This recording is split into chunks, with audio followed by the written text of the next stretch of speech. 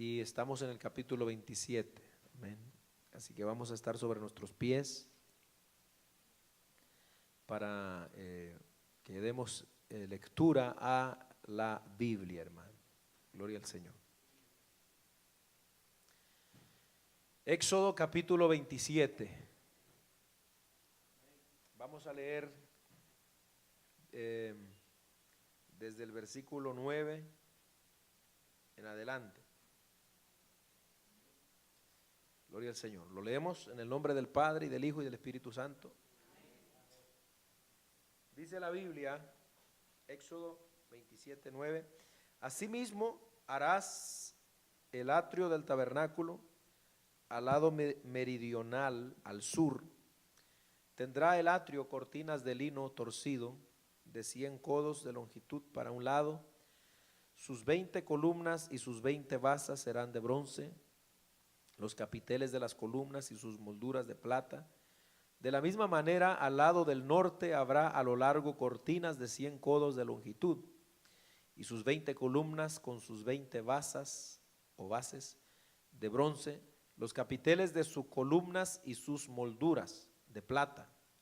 El ancho del atrio del lado occidental tendrá cortinas de 50 codos, sus columnas 10 con sus 10 basas, y en el ancho del atrio por el lado del oriente al este habrá 50 codos. Las cortinas a un lado de la entrada serán de 15 codos, sus columnas 3 con sus 3 basas, y al otro lado 15 codos de cortinas, sus columnas 3 con sus 3 basas. Y para la puerta del atrio habrá una cortina de 20 codos de azul, púrpura y carmesí, y lino torcido de obra de recamador, sus columnas 4 con sus 4 basas. Todas las columnas alrededor del atrio estarán ceñidas de plata, sus capiteles de plata y sus basas de bronce. La longitud del atrio será de 100 codos y la anchura 50 por un lado y 50 por el otro, y la altura de 5 codos, sus cortinas de lino torcido y sus basas de bronce. Todos los utensilios del tabernáculo en todo su servicio y todas sus estacas y todas las estacas del atrio serán de bronce. Amén. Hasta ahí, hermano. Padre, en el nombre de Jesús te damos gracias en esta preciosa hora. Bendice, Señor, nuestras vidas. Te pedimos entendimiento para que podamos aprender en esta preciosa hora tu palabra. Gracias por cada hermano que está presente en esta noche. Te lo pedimos todo, Señor, en el nombre de Jesús. Amén y amén. Tome su asiento, amados hermanos. Gloria a Dios.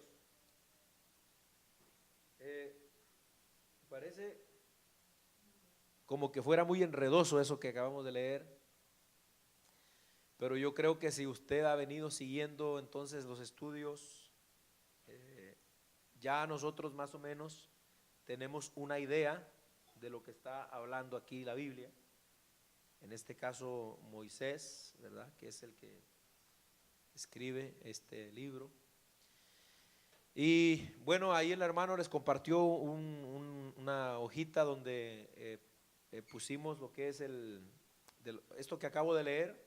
Pues aquí está, ¿verdad?, para que usted no se quede así en blanco nomás, ¿verdad?, tanto que columnas y que base y que cortinas. Pues así más o menos es que se miraba este atrio. Acuérdese, estamos hablando del tabernáculo de reunión en el desierto, que Dios le dijo a Moisés que lo edificara. Hemos venido entonces estando describiendo cómo Dios le dio exactamente las medidas, digamos, el diseño que tenía que seguir Moisés. Dios es un Dios de orden. Dios ha venido poniendo su orden. Hemos estado estudiando los muebles, y yo creo que a esta altura, hermano, pues ya nosotros estamos familiarizados con todos estos materiales que vemos que se están empleando para construir el tabernáculo. ¿Por qué es tan importante, amados hermanos, el nosotros poder comprender el significado de este tabernáculo, ¿verdad? Bueno, la razón por la cual es importante entenderlo y estudiarlo es porque estamos mirando que dentro de todas esas hechuras, muebles, cortinas, columnas, todo eso nos está hablando acerca de la persona y de la obra del Señor Jesucristo. Acuérdense, hay algo, digamos una afirmación que se dice en la iglesia que dice que el evangelio, amén, es cristocéntrico. Eso quiere decir que Cristo está en el centro de todo. Y en todos los libros de la Biblia nosotros vamos a encontrar a Cristo ahí, hermano. Acuérdese, desde el principio lo venimos señalando. Cuando nosotros queremos de verdad conocer la Biblia, haga de cuenta que la Biblia tiene tesoros, hermano, tesoros, ¿verdad? Pero así como dicen las historias de los tesoros, ¿qué hay que hacer para encontrar el tesoro? ¿Se acuerdan, verdad? Las leyendas, y bueno, a veces son hechos reales de allá de los viejitos de antes que tenían un montón de billetes o de monedas y que los escondían allá debajo del árbol y los enterraban en una olla y todo eso, ¿verdad? En otras palabras, no estaban a la vista, sino que estaban profundos y había que escarbar. Entonces, en cierta manera, la Biblia contiene muchos tesoros, pero lamentablemente, hermano, muchas veces nosotros como cristianos, pues no los encontramos, y no porque no podamos, sino porque no escarbamos. Amén, no escarbamos, entonces no investigamos, y eso pues nos va a dejar sin ese conocimiento. Entonces ya nosotros aquí estamos escarbando, como quien dice en este libro, y estamos mirando que todo eso que parece tan parece tan raro, en realidad tiene enseñanzas bien importantes para nosotros como cristianos, hermano, ¿verdad? Porque haga de cuenta entonces que estamos viendo el significado de esos símbolos, de esas figuras que están allí, porque la Biblia, hermano, es un libro, amén, tan variado, digamos, en lo que es su compostura, ¿verdad? Vamos a hallar imágenes, símbolos, palabras, muchas cosas que nos van a nosotros a decir, amén, y nos van a aclarar el significado de la Biblia. Entonces aquí estamos viendo muchos símbolos, muchas imágenes, por decirlo así, ¿verdad?, de lo que representa entonces a nuestro Señor Jesucristo. Lo vimos en el arca del pacto, lo vimos allí en el propiciatorio, amén, que está en el Éxodo. Aquí estamos leyendo el Éxodo. Lo vimos en la mesa que está dentro del templo también, la mesa del pan de la proposición. Lo vimos en las cortinas, en el velo que está dentro del templo, amén. Entonces lo vimos en el candelabro. Todos esos instrumentos representan o hablan de Cristo, amén. Entonces, y ahora pues ya hemos dejado, como quien dice, el santuario, y ahora vamos a estar entonces en el atrio, ¿verdad? Que dijimos que el atrio es entonces, como quien dice, el patio. Acuérdese, este campamento se levanta ¿en qué lugar? En el desierto. Están prácticamente en medio de la nada, hermano. Y ahí Dios les manda entonces que pongan el tabernáculo, y ya lo vimos, ya lo analizamos. Ahí lo tenían que plantar, y entonces había que circularlo. Entonces esa circulación que usted está viendo en su hojita allí, porque aquí pues no pone el santuario, pero este es todo, digamos, la cerca que hace lo que es el patio del tabernáculo. Ahora, podría ser, ¿verdad?, como algo irrelevante o no de mucha importancia que se describan así con tanto detalle lo que son estas cosas, o sea, las cortinas y las columnas, ¿verdad? Pero por supuesto que todo lo que entonces nosotros hallamos en la Biblia tiene su significado. Y aquí vamos a ver entonces qué es lo que significa, hermanos, el atrio del tabernáculo, este patio, esta digamos cerca alrededor del templo, por decirlo así, o del santuario, amén. Entonces vamos nosotros mirando que esto allí, por ahí le ponen también, le pusimos ahí las medidas más o menos que tendrían en medidas nuestras, ¿verdad? Por ejemplo, está entre, si el codo mide 45 centímetros, pues entonces el atrio o esta cerca mediría, entonces como dice que mide 100 codos, amén, de largo, pues mediría unos 45 metros de largo. Mide unos 50 codos de ancho, entonces nos va a dar unos 22.5 metros, 22 metros y medio en nuestras medidas, ¿verdad? Ahora, eso puede variar porque hay quienes que entonces que piensan que es de el codo de 50 centímetros, entonces ya nos daría, ¿verdad? Pues 50 metros y 25 metros, ¿verdad? 50 de largo y 50 de ancho, pero son una variación allí, no hay una exactitud para eso. Entonces, pero vemos, hermano, que esto estaba hecho, amén, en primer lugar, haga de cuenta usted que lo que miraba la gente cuando llegaba, es decir, el pueblo, era solamente las cortinas estas, o sea, la cerca esta del atrio. Cuando el pueblo, acuérdese que el pueblo de Israel, Dios le mandó que acampara alrededor del tabernáculo. O sea, ¿a cuántas tribus eran las que tenía Israel? ¿Se acuerdan? 12 tribus, 3 al norte, 3 al sur, 3 al este y 3 al oeste. Así es que se acomodaban ellos y el tabernáculo en el centro, porque hemos venido diciendo, ¿verdad?, que Dios quería entonces, haciendo esto simbólicamente, dejarle saber a su pueblo que Él quería estar en el centro, en el medio de ellos. Amén.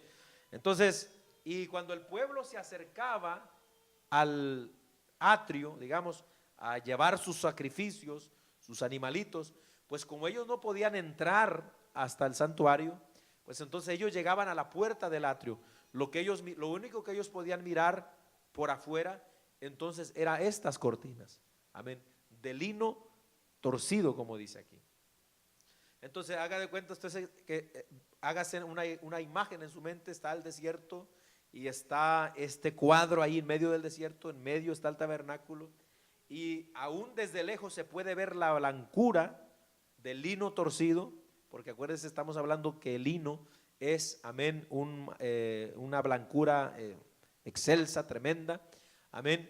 Y aparte las columnas, que son columnas que están hechas prácticamente, hermano, con un tope de plata, o sea que eso reflejaba o brillaba desde lejos, hermano.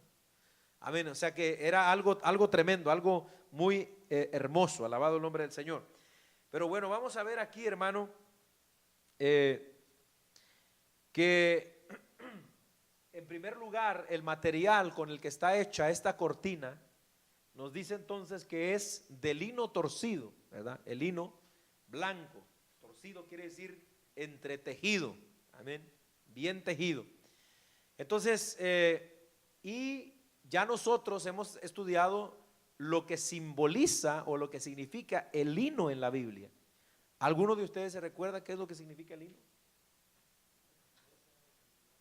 Significa pureza y santidad y justicia. Eso es lo que significa el lino blanco, amén. Usted siempre lo vaya relacionado con santidad, con pureza, con justicia, amén. ¿Por qué? Por ejemplo, en el Apocalipsis capítulo 19, versículo 8, volvemos a recordarlo, allí nos habla de que el lino fino con el que están vestidos los que están allá en el cielo, que está viendo Juan, son las acciones justas de los santos. Pero no está hablando de las acciones, digamos, de nosotros como hombres, sino de esa justicia que Cristo nos dio a nosotros. Porque si ahora nosotros somos llamados justos, no es porque seamos muy buenos, porque de buenos no tenemos ni un pelo, hermano. Amén. Pero ¿por qué somos considerados justos por Dios? Romanos capítulo 5, versículo 1, ¿qué dice la Biblia? Justificados pues por la fe, tenemos paz para con Dios por medio de nuestro Señor Jesucristo. O sea, creímos en Cristo, prácticamente, simbólicamente o espiritualmente, se nos pone una vestidura de justicia, hermano, y somos hallados justos delante de Dios. Entonces el lino fino es lo que representa, ya eso lo sabemos. Entonces era prácticamente, hermano, lo que rodeaba el tabernáculo. En cierta manera, digamos, estas cortinas protegían el tabernáculo, protegían a los sacerdotes dentro. Usted sabe, en el desierto pues está, digamos, puede haber algunas animales, puede haber también lo que son las arenas del desierto, los vientos, y seguramente que entonces venían y golpeaban, se ensuciaban estas cortinas o tenían que resistir todos los embates, las inclemencias del tiempo en el desierto. Eso, digamos, lo soportaban todas las cortinas, esa cerca que estaba allí para proteger el tabernáculo. Amén. Y algo que podemos entender, hermano, del hecho de Dios poner este cerco alrededor del tabernáculo, pues verdad, es que ellos, los que miraban de afuera, tenían que ver, al mirar esa blancura, al mirar esa esplendidez de las columnas, de los capiteles, es decir, el tope de la columna, la base de la columna que también era de bronce. El bronce, al igual que la plata, es un metal que cuando el sol, por ejemplo, le da, eso hace un brillo terrible, hermano. De hecho, los espejos antiguos no los hacían como hoy, ¿verdad? Sino que eran de bronce. La mayoría eran de bronce, solo que bien pulido, y la gente se miraba así en el bronce. Esos eran los espejos antiguos. Amén. Entonces, pero al mirar esa blancura y todo eso, pues la gente tenía que tener en mente que detrás de allí había algo sumamente perfecto, sumamente santo, sumamente limpio, sumamente puro. Amén. Y era la presencia de Dios. Amén. Entonces, por eso es que se hizo así el tabernáculo y se cercó allí, porque el pueblo tenía que llegar allí. ¿A qué llegaba allí? A encontrarse con Dios. Vamos a verlo eso más adelantito, pero entonces ellos sabían, porque recuérdese, cuando salieron de Egipto, venía una columna de nube con ellos, amén. Cuando pasaron el Mar Rojo, ¿verdad? Allí iba delante de ellos la columna de nube, la columna de fuego, por la noche, en el día la columna de nube. Y ahí donde ellos están acampados en el desierto, la columna de nube está encima del tabernáculo. Entonces esa gente sabe que allí en ese tabernáculo está Dios, que ahí está el santo, el puro. Amén. ¿Por qué? Bueno, la Biblia siempre nos ha dado a entender a nosotros que Dios habita allí, hermano. Por ejemplo, Isaías capítulo 57, versículo 15, dice la Biblia, amén, así dice el alto y sublime, y nos dice dónde habita el alto y sublime. ¿Dónde es que habita? Dice, el que habita en la altura y la santidad. Amén. Y el que hace, hermano, prácticamente su habitación con el quebrantado, y el humilde de espíritu. Pero lo que dice ahí en la Biblia claramente, Isaías 57:15, es que Dios habita en la santidad. O sea, en cierto modo, esa cerca de lino fino está diciendo, aquí, este lugar, este apartado, este pedazo de tierra que está encerrado, aquí habita la santidad, aquí está Dios. Todo el pueblo sabía eso, hermano. El pueblo, como las columnas eran de 5 codos, amén, entonces prácticamente eran como unos 7 pies y algo, hermano. O sea, que la gente no podía ver hacia adentro, prácticamente, no podía observar adentro. Entonces ellos tenían que pensar que ahí dentro entonces está el Dios eterno. Y esto nos simbólicamente también habla, amén, de que nadie puede tener acceso a Dios a menos que lo haga como Dios dice que se haga. Porque por eso Dios estableció el sistema de sacrificios para que ellos vinieran por donde, por la puerta, entraran, llevaran su sacrificio y los sacerdotes lo presentaran por ellos. Entonces, en cierta manera, esta barrera como que nos da a entender también, hermano, que no todos tienen el acceso a Dios, sino los que siguen los procedimientos o la palabra, el mandato que Dios ha dado para poder acercarse a Él. ¿Usted cree que Dios quiere que la gente se acerque a Él, sí o no? Sí, pero hay condiciones para acercarse a Dios, hermano. No cualquiera puede acercarse a Dios, porque hay medios por los cuales Dios estableció cómo acercarse a Él. Amén. ¿Se acuerdan cuando Moisés dijo, voy a ir a ver aquella grande visión en el Éxodo 3, cuando vimos la zarza que ardía? Voy a ver, dijo Moisés, aquella grande visión. ¿Por qué causa la zarza no se quema? Y cuando él se iba acercando, Dios le dijo, Moisés, ¿a dónde vas? O sea, Dios no está diciendo no te acerques a mí, Él quiere que se acerque, pero antes de que Moisés se acerque, Él tiene que saber que no se puede acercar a Dios nada más porque sí, así como así. Quítate las sandalias de tus pies, le dijo. Y ahí hay también, ¿verdad?, algún significado, alabado el nombre del Señor. En otras palabras, Nadie se puede acercar a Dios por sus propios medios, hermano. En este caso, en Israel, Dios está diciendo cómo puede el pueblo llegar a mí para tener comunión conmigo. Tiene que hacer a través de todo este sistema que estamos viendo. ¿Cuál es la manera de acercarse a Dios ahora? Jesucristo. Cualquier persona que quiera acercarse a Dios lo va a hacer solamente a través de Jesucristo. Si queremos llegar a la presencia de Dios, que esto es prácticamente, hermano, lo que representa el atrio, allí es que se reunía la gente, digamos, para llevar sus sacrificios. Al parecer, en el tabernáculo la gente no podía entrar al atrio totalmente, la gente, sino los levitas, pero ya más adelante en el templo que edifica Salomón, allí sí la gente podía entrar ya al atrio, a la explanada del templo. Amén. Pero entonces el atrio significa, amén, Dios o la presencia de Dios, amén, en su pueblo, o el pueblo viniendo a la presencia de Dios, reuniéndose ahí. En otras palabras, Dios nos dijo, pues se van a reunir un mes con Isaacar, un mes allá con José, un mes con Efraín, y otro mes se van allá con Dan. No, Dios dijo, aquí en este lugar van a venir y se van a reunir conmigo, porque aquí está mi presencia. Amén. Entonces, vemos nosotros, hermano, que ahí dentro entonces moraba la santidad, la presencia de Dios, y si el pueblo quería tener comunión con Dios, había que llegar a ese lugar. Amén. Vemos también, ¿verdad?, las columnas. Bueno, ahí ya lo leímos, las columnas eran de bronce, plata, bronce. Amén. Más o menos unos 2.5, 2 metros y medio de alto, unos 7.5 pies, lo que sería en pies, ¿verdad?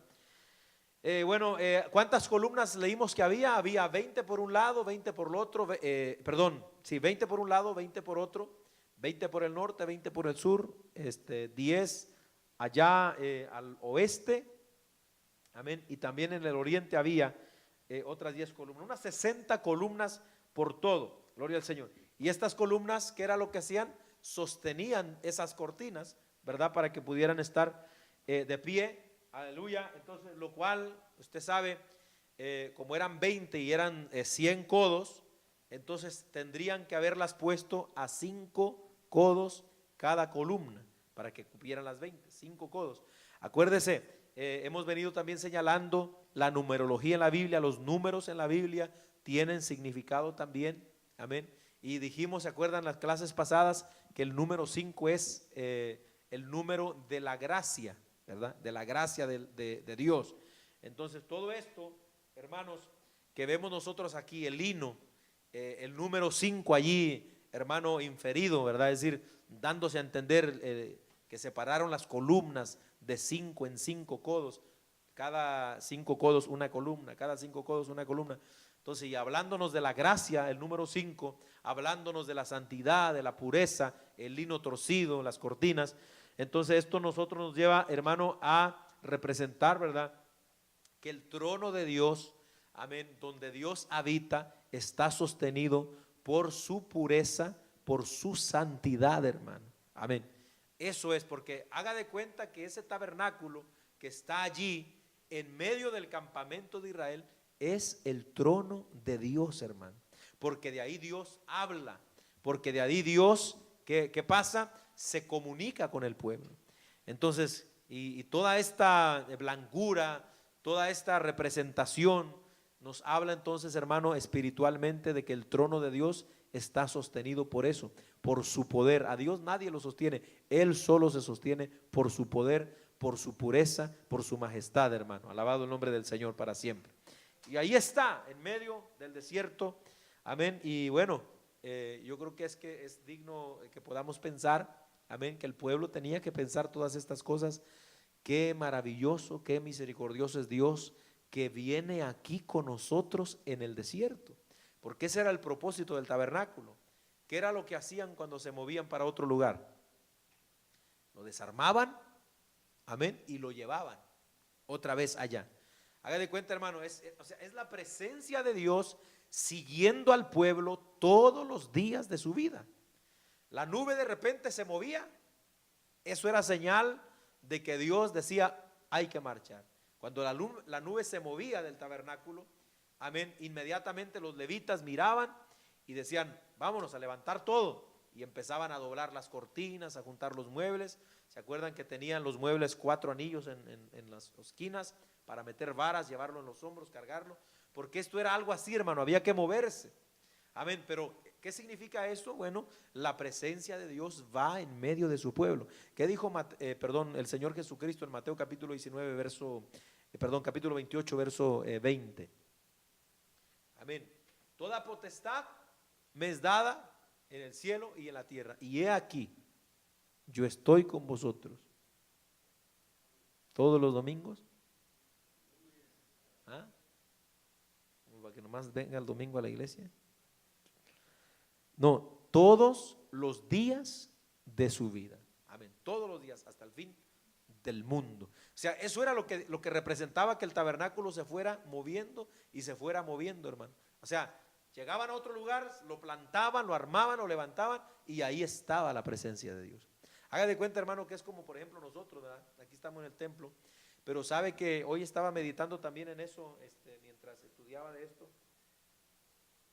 Por ejemplo, cuando nosotros vamos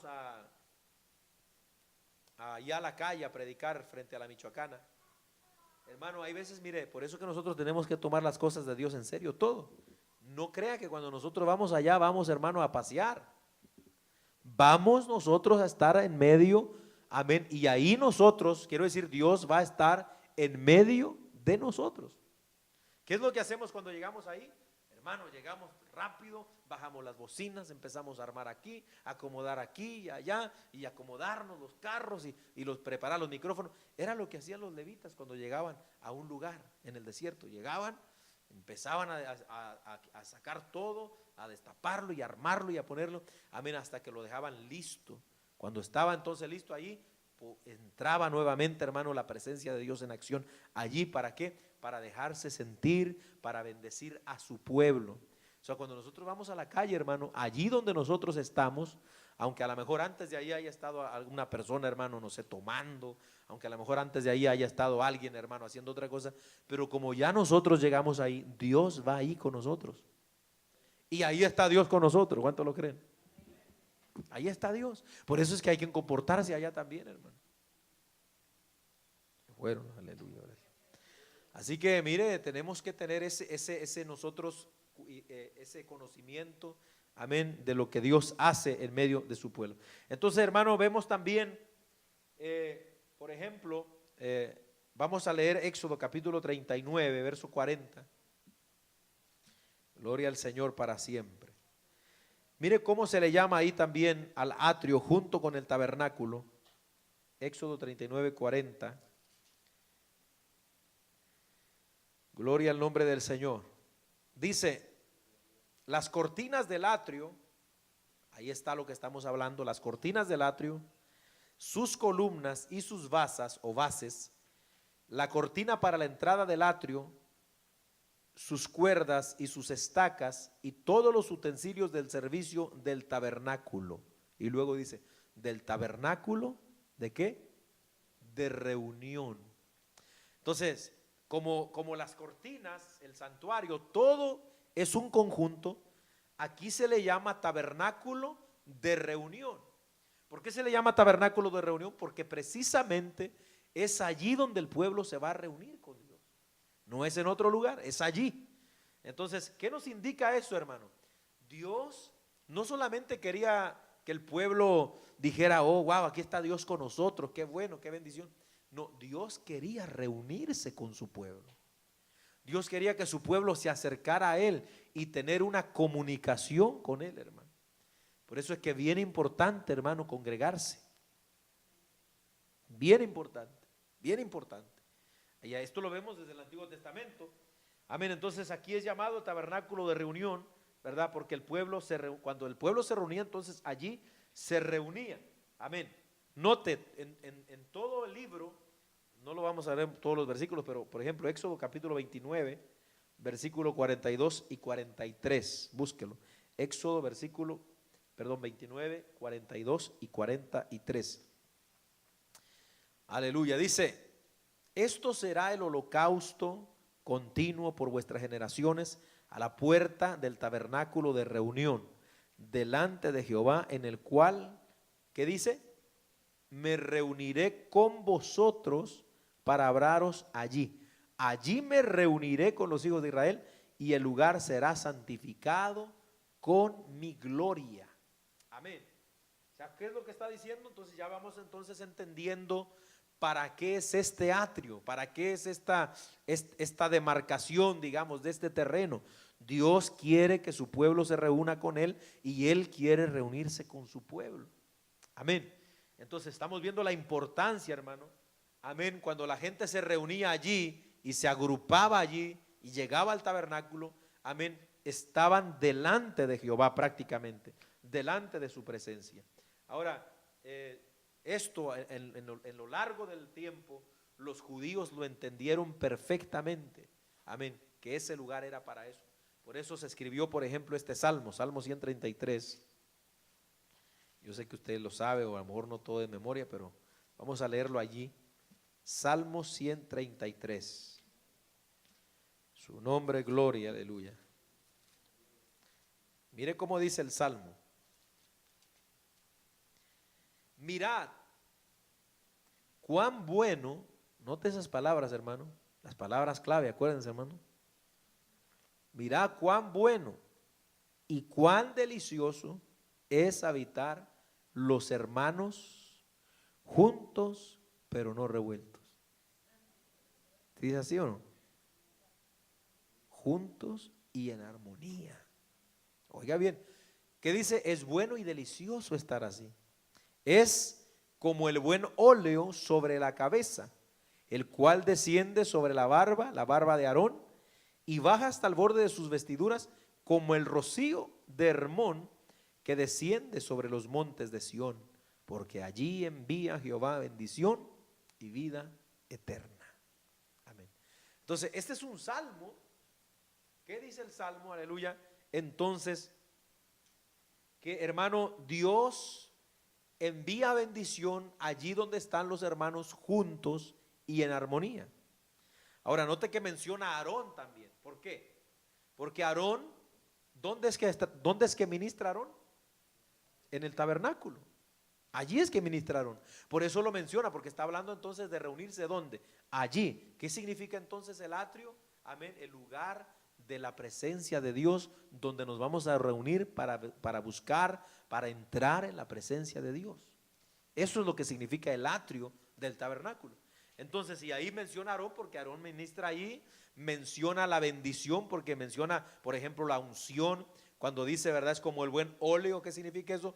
Eso significa que es como cuando ungieron a Aarón con el aceite de la unción, se le derramó, se le fue por la barba, le bajó todas las vestiduras. ¿Qué significa eso? Lo ungió completamente.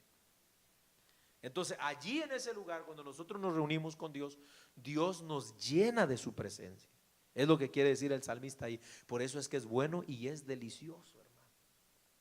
Entonces está tremendo en el día de hoy que hermano querido, aleluya, ya la iglesia de hoy como que no quiera estar en los cultos. Hay iglesias que ya, hermano, no tienen ni cultos, ya por la internet celebran los cultos. Allá en Kilgore hay un pastor que les predica a sus miembros por la internet. Ya ni se reúnen en la iglesia, solo hay que mandarle el billetillo, ¿verdad? Pero no se reúnen. ¿Por qué? Por una pantalla está el hombre predicando y los hermanos en la comunidad de su hogar disfrutando, tranquilo. Entonces, pero el congregarse trae una bendición grande, hermano. No es lo mismo que usted ore solo a que ore en conjunto. No es lo mismo que usted cante solo a que cante con los hermanos.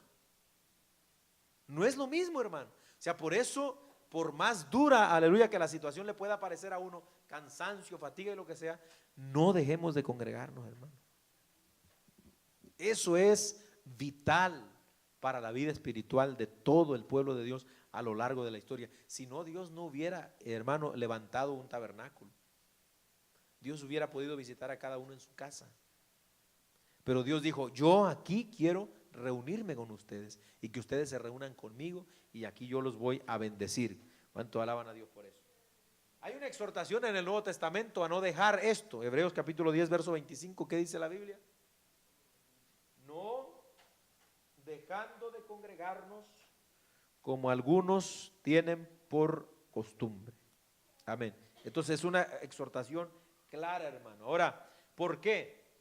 Dios, hermano, habita en medio de su pueblo. Si no me falla la mente, del Salmo 22, verso 3, donde dice la Biblia, amén, que Dios habita en medio de las alabanzas de Israel. ¿Y dónde es que alababa a Israel? Allí. Amén, cuando estaba reunido, cuando estaba alrededor. Entonces, amén, vemos ahí eso tan importante. Gloria al Señor. De verdad, por ejemplo, la Biblia es clara cuando dice que Dios no habita en templos hechos por manos de hombres. Eso es verdad, mayormente en el día de hoy. Amén. Pero sin embargo, como en el templo, en ese lugar, se reúnen los hermanos, allí habita Dios. Allí habita Dios. Lo que Pablo está diciendo en Hechos capítulo 17, versículo 22 en adelante, es verdad que ahí dice Pablo que Dios no habita en templos hechos por manos de hombres, amén, y es honrado como que si él necesitara de alguien para sentirse grande. No, Dios no necesita nada de eso, amén. Pero sin embargo, cuando ya nosotros vamos a la escritura, a lo que es la enseñanza de la Biblia, y nos menciona a nosotros como iglesia, somos una congregación de gente. ¿Qué significa iglesia? Una asamblea, una reunión. Eso es lo que significa iglesia. Gente reunida en este caso, ¿para qué? Para adorar, para alabar, para exaltar al Señor. Entonces nosotros somos la iglesia del Señor. Primera a los Corintios capítulo 3 versículo 16 dice que la iglesia es templo de Dios. Templo del Espíritu, hermano. ¿Quién es la iglesia? Si se ponen abusados ya tienen ahí una respuesta para su nombre. Aleluya. Entonces, ¿qué es lo que sucede? Bueno, nosotros vemos, hermano, que allí entonces está la presencia de Dios en el tabernáculo, en el atrio. Allí está la reunión de la iglesia, de la congregación, de los hijos de Israel. Amén. Entonces, todo eso, hermano, era algo grande delante del Señor, que el pueblo se pudiera reunir. De hecho, ¿verdad? Cuando nosotros leemos la Biblia más adelante, unos 480 años después de aquí, amén, después, perdón, de que Israel, sí, pues estamos todavía en esta época, después de que Israel sale de Egipto, 480 años después, es que se edifica el templo, ya no este tabernáculo movible, sino el templo en Jerusalén, allí. Y en ese templo, amén, la gloria de Dios, hermano, se manifestó también de una manera tremenda, tremenda, a lo largo de la Biblia. Pero por ejemplo vino después la destrucción del templo y todo eso. Pero por ejemplo cuando nosotros llegamos al libro de Ageo, en el capítulo 2, verso 9, cuando está, acuérdese, pues es mucho para explicar, ¿verdad? Pero cuando Israel viene de Babilonia, Judá, mayor dicho, de Babilonia, después de que estuvieron cautivos 70 años y empiezan a edificar, amén, allí durante el trabajo que están haciendo, Dios le dice a Zorobabel y a Josué, que Josué es el sumo sacerdote, le dice, la gloria postrera de esta casa será mayor que la primera. Amén. Entonces, pues le está hablando, ¿verdad? Porque, o sea, la gloria de Dios ha estado desde el tabernáculo, después cuando estuvo el templo de Salomón, usted lo lee en Segunda de Crónicas, capítulo 7, verso 1 en adelante, la gloria de Dios como llenó la casa, todo. Amén, pero después fue destruido el templo y ahora la están edificando y Dios le dice la gloria postrera, es decir, la gloria última de esta casa va a ser mayor que la primera. Estaba hablando, digamos, en el sentido de que Dios iba a bendecirlos en ese templo que estaban construyendo, pero en cierta manera estaba hablando de algo más allá todavía. ¿De qué? De la venida del Señor Jesucristo. Amén. ¿Por qué? Porque digamos, incluso cuando vino Jesús, había otro templo, amén, que era el templo de Herodes, que Herodes había reconstruido. Y en cierta manera ese templo en el tiempo de Jesús vio gloria más grande que todas las glorias desde el tabernáculo. La gloria más grande fue allí en el templo de Herodes. ¿Por qué? Porque ahí entró el mismísimo Dios, hermano, a ese templo. El mismísimo Dios. O sea que Ageo se estaba refiriendo también a eso, pero en cierta manera, amén, a que también después el templo de Jehová el templo de Dios iba a ser no un edificio de piedras, sino un edificio espiritual, hermano. Que iba a ser ¿quién? La iglesia. Amén. Entonces, pero todo esto estamos hablando entonces de reunión.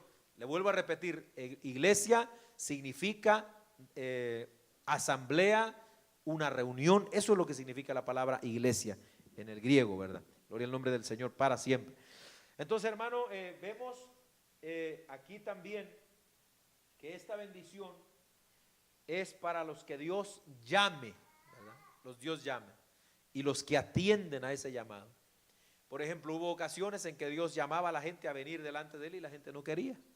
¿Sabe por qué razón en Números 16 el infierno se tragó a Coré, Datán y Abiram y a toda la gente, la familia de ellos? Porque Dios les dijo a Moisés: diles que vengan aquí delante de mí, y ellos dijeron: no vamos a ir. En rebeldía. Amén. No vamos a ir, dijeron. Y la Biblia dice que ahí el infierno abrió su boca a la tierra y se fueron vivos al infierno. Ni siquiera se murieron vivos, hermano. Qué tremendo está eso. Entonces, amén. Y ahora, ¿por qué decimos eso? Bueno, Dios quiere que la gente venga voluntariamente a Él. Por ejemplo, en el Salmo 84, amén, vamos a leer allí. Salmo 84. Su nombre, gloria, aleluya. En el versículo 2, mire cómo debe ser la actitud de una persona que anhela, hermano, la presencia de Dios. Dice, verso 1, vamos a leer desde el 1. Cuán amables son tus moradas, oh Jehová de los ejércitos. Anhela mi alma y aún ardientemente desea. ¿Qué desea? Los atrios de Jehová. Mi corazón y mi carne cantan al Dios vivo. Alabado el nombre del Señor para siempre. Entonces, ¿se da cuenta, hermano? Amén. Aquí sigue diciendo: aún el gorrión halla casa, la golondrina nido para sí donde poner sus polluelos. Cerca de tus altares, oh Jehová de los ejércitos. O sea que está hablando ahí de los atrios, porque mi alma anhela reunirse. Yo le hago una pregunta: cuando llega el día de culto, ¿usted anhela, le arde el corazón? Voy para el culto. O dice: Dios mío, otra vez hay que ir.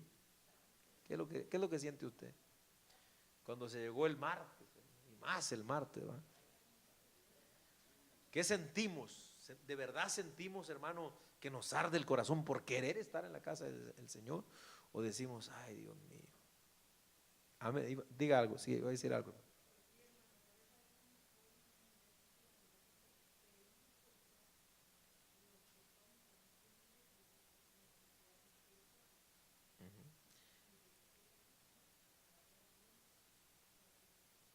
Amén. Ya en la Reina Valera 1960 es cuando dice: bienaventurados los pobres en espíritu, ¿verdad? Entonces ese es el texto, ¿verdad? O sea, los que saben su necesidad, eso significa pobres en espíritu. Los que saben que tienen esa necesidad de su espíritu, de su alma. Amén. Y es verdad, ¿verdad? Ahí mismo en las bienaventuranzas, el que tiene hambre y sed de justicia. Entonces tiene que sentirlo. Por eso el salmista dice aquí: deseo los atrios. ¿Qué quiere decir con él eso? Deseo estar reunido en tu presencia. Amén. Gloria al Señor. Por ejemplo, en el Salmo 65, versículo 4 también vamos a leer. Salmo 65, versículo 4. Gloria al Señor. Dice ahí: bienaventurado el que tú escogieres y atrajeres a ti, para que habite, ¿en dónde? En tus atrios. Seremos saciados del bien de tu casa, de tu santo templo. Es decir, Dios los atrae. ¿Cómo los atrae Dios? Por medio de su Hijo. Amén. Para poder hallar entonces la presencia de Dios, estar en los atrios de Dios, Dios nos atrae por medio de su Hijo. Nos salva y entonces nos trae a su presencia.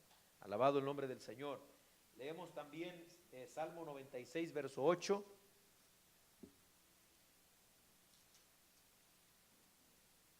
Gloria al Señor. Dad a Jehová la honra debida a su nombre, traed ofrendas y venid a sus atrios. ¿Qué quiere decir? Venid a su presencia. Eso de traer ofrendas no muy bien, pero traer ofrendas y venir a su presencia. Amén. No debe, hermanos, ni de molestarnos traerle ofrendas al Señor. Ahora, ¿qué esa ofrenda se está refiriendo allá? Por supuesto, a los animalitos que se traían y todo. Amén. Pero nosotros aquí, cuando nosotros venimos a la casa del Señor, por eso tenemos ofrenda en el templo, traemos, ¿verdad?, esa generosidad. Dios nos ha bendecido, vamos a su lugar santo. ¿Para qué? Para entrar en su presencia y a la vez para traerle ofrenda también, porque Él ha sido bueno, hermano. Entonces todo esto, hermano, nos da a entender, por ejemplo, que era bien importante para Dios el estar reunido con su pueblo. Era bien importante, hermano. Por eso yo le aconsejo, y siempre nos hemos aconsejado, a menos de que de verdad sea imposible estar en la casa de Dios, pues ahí nadie va a decir nada, hermano. Nadie. Pero si es solo por quedarse, por flojera, por pereza, porque tengo, no sé, que pintarme las uñas, porque, santo, eso, tengo que, oiga, que cortar la yarda, hermano, no podemos caer nosotros en eso. Necesitamos estar en la casa del Señor. Su nombre sea la gloria para siempre. Ahora, mire, los sacerdotes tenían ese privilegio de estar siempre ahí, pero ahora nosotros, o sea, dentro del atrio, allí en el tabernáculo, porque el pueblo solo se acercaba allí, pero ahora nosotros, la iglesia, hermanos, no solamente somos cristianos, llamados cristianos, hijos de Dios, sino que también hemos sido hechos reyes y sacerdotes delante de Dios. Amén. Primera de Pedro, capítulo 2, versículo 9. Somos nación santa, pueblo adquirido por Dios. Amén. Somos reyes y sacerdotes, dice el apóstol Pedro ahí también. Entonces, ¿qué es lo que sucede? Podemos acercarnos y ya nosotros no nada más para venir al atrio, sino que ahora, hermano, nosotros tenemos la bendición de entrar hasta el lugar santísimo, de entrar al lugar santo, y no solo al lugar santo, sino al lugar santísimo. Todo esto porque ya vimos que el velo se nos abrió, ya vimos lo que significó eso, que el velo se rasgara cuando muere Jesús. ¿Para qué? Para darnos acceso al lugar santísimo, que nadie más que el sumo sacerdote tenía acceso, pero ahora todos nosotros tenemos ese acceso directo a la presencia del Señor. O sea, hermano, que lo que tenemos que hacer es venir y buscar su presencia, buscar estar en comunión con Él, pero como dice la Biblia, juntos y no le quiere decir fuerte. Aleluya. ¿Qué dice? Cuando vengas a sus atrios, ven cómo, arrastrando los pies, con Salmo 100, versículo 4, con alabanza, alabadle, bendecid su nombre, entrad por sus puertas con acción de gracias. ¿Por qué dice por sus puertas y no por su puerta? Bueno, porque había 3 puertas allí. ¿Cuál puerta? La puerta del atrio que estamos viendo, la puerta del santuario y la puerta de entrada al lugar santísimo. Amén. Por eso dice, entrad por sus puertas. Gloria al nombre del Señor. Bueno, hermano, todo esto, ¿verdad?, que estamos mirando aquí, cuando vemos nosotros, ellos que están en el desierto, como dije hace un momento, pues ellos debían de saber, amén, todo esto que estamos haciendo aquí, todo esta construcción, todo esto, no es más que el Dios de nosotros que se ha hecho peregrino junto con nosotros, ¿verdad? O sea, nosotros vamos peregrinando en este desierto, aquí Él va con nosotros. ¿Qué Dios tan grande como nuestro Dios, hermano? Todos los dioses paganos, imposible que las gentes se sintieran así como los judíos o como nos sentimos nosotros, hermano. Porque los dioses paganos, por ejemplo los griegos, los romanos, esos eran intocables. O sea, usted no les podía hablar ni siquiera a esos dioses, lo mataban. Usted no podía esperar nada bueno de esos dioses. Era como un ogro prácticamente los dioses esos, hermano. Mas sin embargo la gente los adoraba y los adoraba, pero por temor, porque si ya no hacían algo venía el juicio, el castigo, esto y lo otro. Pero nuestro Dios, a diferencia de todos los otros dioses, aunque son inventos de los hombres, sin embargo nuestro Dios va con nosotros en el camino, está allí para ayudarnos cuando nos sentimos cansados, Cuando nos salen las serpientes en el camino, está ahí para ayudarnos. Cuando viene el escorpión y nos pica en el desierto, está ahí para sanarnos. Cuando se nos cansan los pies, ahí está el Señor para sustentarnos. ¿No cree que es grande nuestro Dios, hermano? Esta vida que nosotros llevamos es un desierto, igual que el pueblo de Israel allá. Ellos iban para Canaán, nosotros vamos para la Nueva Jerusalén. Y así como Dios iba con ellos, va con nosotros también, hermano. Eso, el pueblo al mirar todo eso, el atrio, el tabernáculo, a los sacerdotes allí dentro, matando, sacrificando los animalitos, todo esto Dios quería que estuviera en la mente del pueblo. Yo estoy aquí con ustedes y ahora nosotros con la ayuda del Espíritu Santo pues entendemos todo lo que significaba aquello, hermano. Amén. Así que bueno, ahí vamos, hermano, a dejarlo del atrio, pero vamos a leer, yo creo que nos queda un poquito porque no es mucho, no quisiera dejar Éxodo. Vamos a volver al Éxodo capítulo, donde estamos, capítulo 27, para leer los últimos versículos donde nos habla del aceite con el que se encendía algo que estaba ahí adentro. ¿Se acuerdan qué es lo que estaba ahí adentro que daba luz? El candelero de oro. Vamos a leer Éxodo 27, versículo 20 y 21. Y mandarás a los hijos de Israel que traigan aceite puro de olivas machacadas para el alumbrado, para hacer arder continuamente las lámparas en el tabernáculo de reunión, afuera del velo que está delante del testimonio. Las pondrá en orden Aarón y sus hijos para que ardan delante de Jehová desde la tarde hasta la mañana, como estatuto perpetuo de los hijos de Israel por sus generaciones. Amén. O sea, esto aquí, ¿verdad? Pues lo tocamos, ya nosotros vimos más o menos un poquito también de esto cuando vimos el candelero, porque el candelero de oro era para alumbrar, ¿verdad? Pero aquí entonces vemos que Dios manda a Israel que le lleven olivas comprimidas, machacadas, ¿verdad? O sea, prensadas, y de ahí van a sacar el aceite que le iban a poner al candelero. ¿Para qué? Para que estuviera alumbrando. Acuérdense, ese candelero se encendía por la mañana, por la tarde, y entonces el aceite se lo tenían que traer para ponerlo, amén, en las copitas que estaban allá arriba, y de esa manera pudieran encenderlo.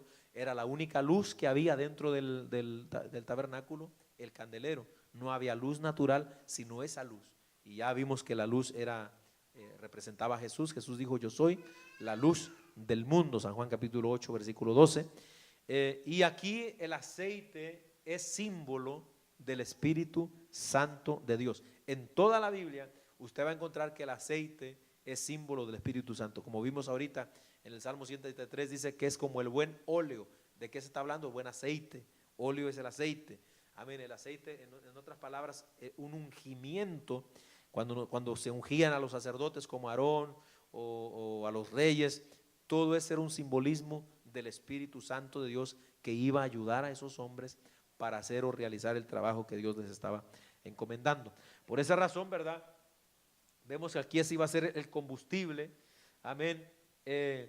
Y bueno, también vemos que este símbolo del Espíritu Santo, amén, era para alumbrar allí. De la misma manera, hermano, nosotros podemos entender todas las personas, amén, que Dios elige, como en este caso allí en el tabernáculo, Aarón, amén, y era ungido con aceite. De la misma manera también hoy día, amén, venimos nosotros a ser ungidos, aleluya, para hacer luz también. Pero ¿a dónde vamos a hacer luz nosotros? Vosotros sois la luz, que dijo el Señor, del mundo, en el Sermón del Monte, Mateo capítulo 5 también. Vosotros sois la luz del mundo. No sé si es el verso 14, si no me corrijan, ¿verdad? Pero allí todas las personas, usted que es cristiano, que ha sido elegido por Dios, apartado para Dios, usted es lleno del Espíritu Santo para que podamos alumbrar entonces, hermano, amén, así como Cristo alumbró. Alabado el nombre del Señor. Los discípulos, amén, ellos solo llenos de esa luz pueden realizar su trabajo. Todos los hijos de Dios, solamente llenos de ese aceite. Por ejemplo, el candelero solo lleno de ese aceite podía realizar el trabajo de alumbrar el tabernáculo. Nosotros solo llenos del aceite, símbolo del Espíritu Santo, podemos realizar el trabajo que tenemos que hacer. Sí, Mateo capítulo 5, verso 14, aquí lo había apuntado. Amén. Y Efesios capítulo 5, versículo 8, con este vamos a terminar. Efesios 5, 8. A su nombre.